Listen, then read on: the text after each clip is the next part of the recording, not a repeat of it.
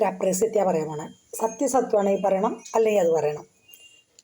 നമ്മൾ സാധാരണ സ്ത്രീകളെ സപ്പോർട്ട് ചെയ്യാറില്ല ഒരു കാര്യത്തിലും.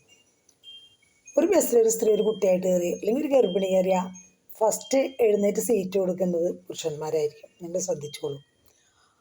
അതുപോലെ തന്നെ സ്ത്രീകൾ പരസ്പരം എത്ര സൗന്ദര്യവതികളാണെങ്കിലും കൂട്ടുകാർ തമ്മിൽ നീ നല്ല സുന്ദരിയാട്ടോ, നിന്നെ കാണാൻ നല്ല ഭംഗിയുണ്ട് ഒരിക്കലും പറയില്ല. അതേസമയം ആൺകുട്ടികൾ നീ നല്ല മസിൽമാനാടാ, നീ ഭയങ്കര സ്റ്റൈലാടാ, നീ മമ്മൂട്ടിയെ പോലെയാടാ, അങ്ങനെ ഇങ്ങനെയൊക്കെ പറയും. സ്ത്രീകൾ ഒരിക്കലും ഇത് പറയില്ല.